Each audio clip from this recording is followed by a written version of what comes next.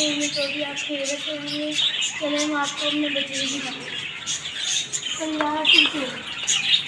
یہ دیکھیں ہمارے ریڈ آئس, اور یہ دیکھیں نیچے بھی ہیں, ادھر بھی ہیں, یہ بھی دیکھیے, اس کا وہ دیکھیں نر, یہ بھی ہے, یہ بھی ہے.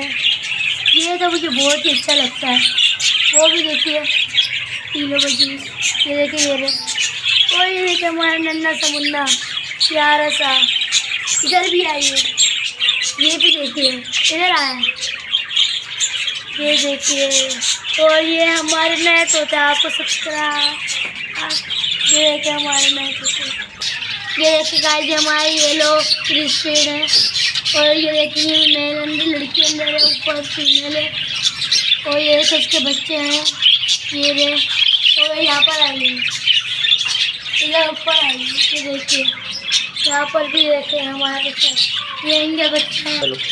یہ دیکھیں ہماری کالونی ہے, یہ دیکھیں یہاں پر ریڈ آئس کی لسٹڈ ہے, آف وائٹ ہے, ریڈ آئس, اور یہ دیکھیں بلو والا ہے وہ, یہ بھی ہیں, گرین میں بھی ہیں, یہ بھی ہیں, اور ایک چیز اور. چلیں گائز اللہ حافظ. آپ کو ویڈیو اچھی لگے تو لائک کریں, سبسکرائب کریں, ہمارے چینل کو سپورٹ کریں. تو چلیں ہم ملتے ہیں ہم آپ سے اگلی ویڈیو.